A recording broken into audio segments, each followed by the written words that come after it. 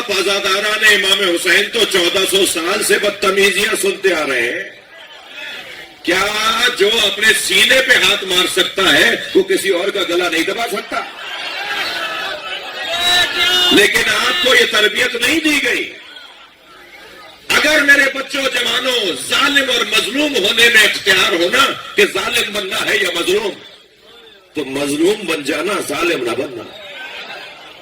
یہ پالیسی ہے مولا کائنات کی. بھیجے گئے ہیں حضرت موسیٰ، وہاں سے آئے ہیں، یہاں کے نہیں ہیں. افسران بھی تشریف فرما ہیں، اداروں کے سربراہ بھی بیٹھے ہوئے ہیں، اپنے اپنے ڈپارٹمنٹ اپنے اپنے شعبوں کے سربراہ بھی تشریف فرما ہیں. جب کسی افسر کو کسی جگہ مقرر کیا جاتا ہے، اس کا ٹرانسفر، اس کی پوسٹنگ ہوتی ہے، تو وہ اس جگہ کے اہل ہوتا ہے نا.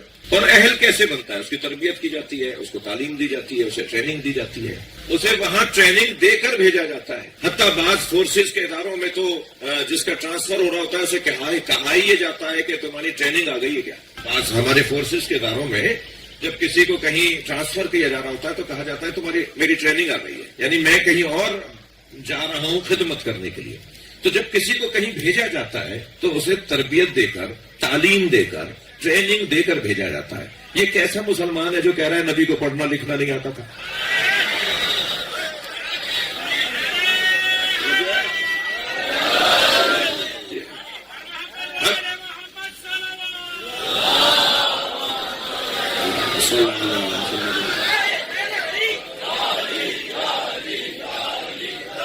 سمجھ کر تیار ہو کر آئے اور فخر موسیٰ کو لکھنا نہیں آتا تھا مسلمان کہتا ہے، سرکار کو پڑھنا نہیں آتا تھا یہ مسلمان کہہ رہا ہے. ارے جسے پڑھ کر تم محدث بن جاؤ، جسے پڑھ کے تم مفتی اور مجتہد بن جاؤ، جس کا لعاب دہن علی کو مل جائے تو علی سلونی کا دعویٰ کر.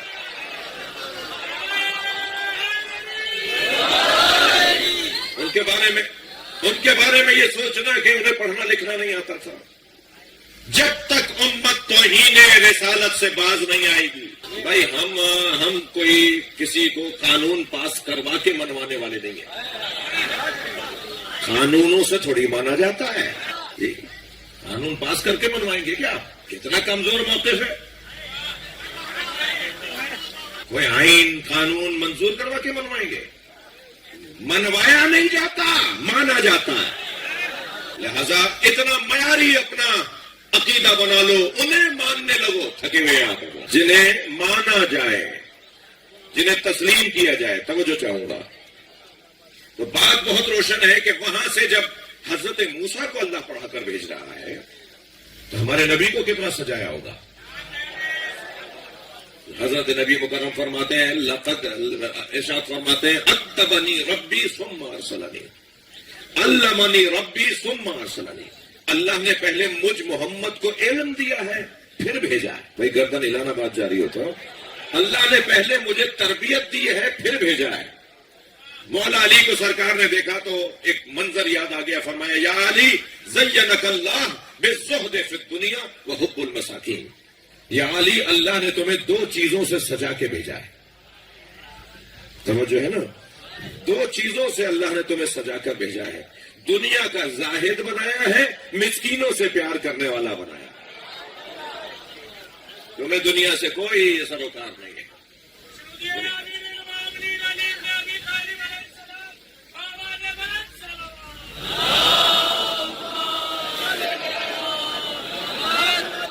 ہم نے موسیٰ کو اپنی آیات کے ساتھ مبعوث کیا ہے. حضرت موسیٰ کو جو آیات اللہ نے دی ان کی ایک لمبی فہرست ہے، مگر جو حضرت موسیٰ کو آیات دی ہیں ان میں ایک واضح روشن آیت عصائے موسیٰ ہے.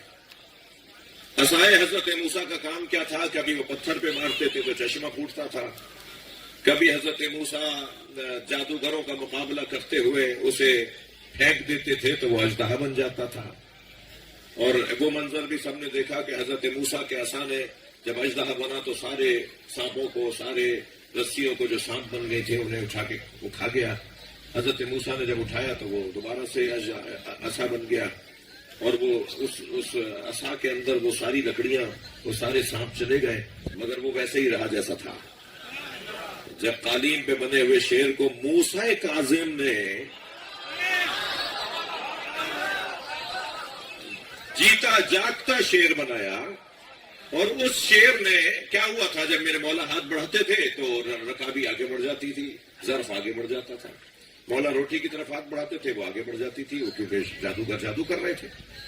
امام کھانے کی طرف ہاتھ بڑھاتے تھے، کھانا آگے بڑھ جاتا تھا، وہ جادوگر جادو کر رہے تھے. جب امام نے 2-3 مرتبہ منظر دیکھا تو حضرت نے ایک مرتبہ دیوار کی طرف دیکھا جس پر قالین لٹکا ہوا تھا اور قالین پہ شیر بنا ہوا تھا. تو میرے مولا نے آواز دے کر کہا یا اسد اللہ خذ عدو اللہ، اے اللہ کے شیر دشمن خدا کو کھا جا. تو وہ جو کپڑے والا شیر تھا نا، وہ باقاعدہ ہڈی اور پوست اور گوشت اور خون والا سچا شیر بن گیا. اور وہ قالین میں سے کودا، باقاعدہ شیر بن کے کودا، اور صرف اسے کھا رہا تھا جو جادوگر تھا. اسے کس نے بتایا تھا کہ ان میں اتنے سارے لوگوں میں جادوگر کون ہے؟ اس نے وہ چند جادوگر ہی کھائے، پر ایسا جی بھر کے کھایا کہ ایک ایک قطرہ خون بھی چاٹ گیا.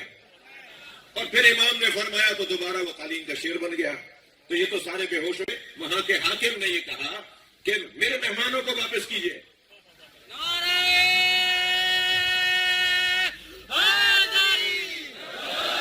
میرے مہمانوں کو واپس کیجیے. حضرت نے فرمایا اگر عصائے موسیٰ نے لوٹایا ہوتا. صلوات پڑھ لیں محمد و آل محمد.